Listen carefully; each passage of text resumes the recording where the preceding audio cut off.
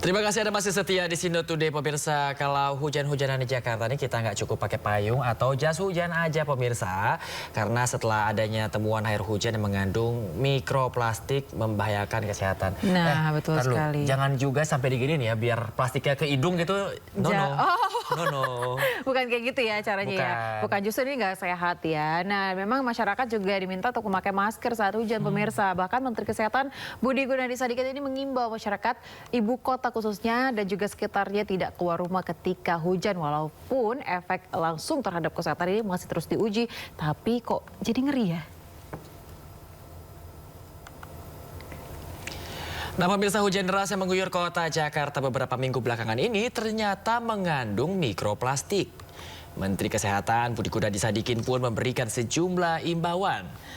Warga Jakarta diminta untuk memakai masker saat keluar rumah ketika hujan turun.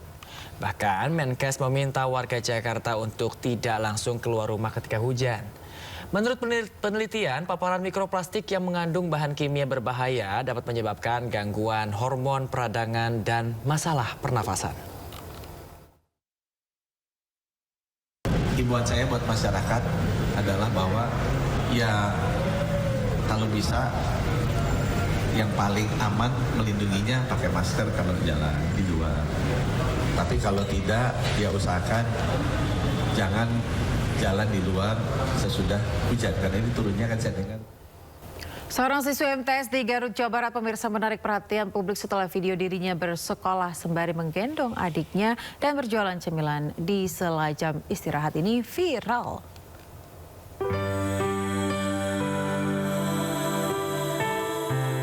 Seorang siswi kelas 7 MTS di Karampawitan, Garut, Jawa Barat menarik perhatian publik. Setelah video dirinya mengikuti pelajaran sembari menggendong adiknya yang masih balita viral di media sosial. Tak hanya itu, di sela waktu istirahat, gadis berusia 13 tahun bernama Zulfa ini berjualan cemilan untuk membantu ekonomi keluarga. Zulfa harus bersekolah sambil merawat adiknya saat orang tuanya sibuk mencari nafkah. Diketahui adik Zulfa berkebutuhan khusus dan membutuhkan biaya pengobatan yang besar. Karena itulah Zulfa membantu mencari nafkah dengan harapan sang adik tercinta bisa berobat. Kalau ke sekolah suka bawa adik gitu? Ya suka. Zulfa suka jualan di sekolah? Kadang sih. Kenapa Zulfa mau jualan di sekolah? Mau bantuin mama sama bapak biar meringankan, bisa mengobati ujian. Memang adiknya sakit apa? Down syndrome sama ada kista di kepalanya. Di tengah keterbatasan, Zulfa tetap menunjukkan semangatnya menempuh pendidikan. Namun, siswi berprestasi yang selalu meraih ranking sejak SD ini terancam putus sekolah jika keadaan ekonomi keluarganya tak kunjung membaik.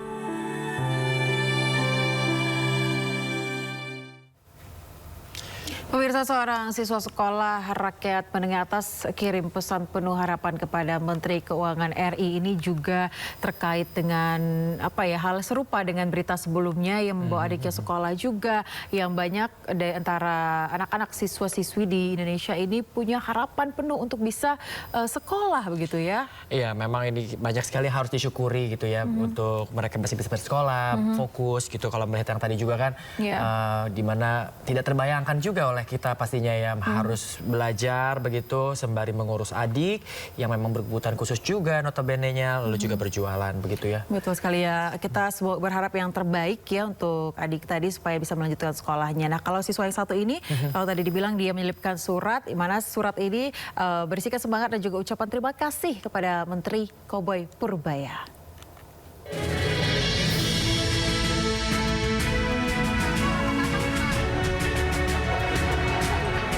Seorang siswa sekolah rakyat menyampaikan pesan khusus untuk Menteri Keuangan RI Purbaya Yudi Sadewa. Pesan itu disampaikan di sela upacara peringatan Hari Sumpah Pemuda ke-97 di Museum Bank Indonesia Jakarta. Lingga Radiansyah dari SMA Mulia Jaya Jakarta menyampaikan harapannya pada Menke Purbaya untuk terus memajukan ekonomi Indonesia. Tak hanya itu, dia juga menyemangati Menteri Kobe tersebut untuk mencapai target pertumbuhan ekonomi Indonesia hingga 8%. Tak lupa, Lingga pun mengucapkan terima kasih pada Menke Purbaya. Tim Liputan iNews melaporkan. Ya, pemirsa, ironis bantuan sosial yang diberikan untuk meningkatkan kesejahteraan masyarakat nyatanya malah dijadikan modal untuk judi online. Tak main-main, di Jakarta 5.000 penerima bansos terlibat judi online dengan nilai transaksi mencapai triliunan.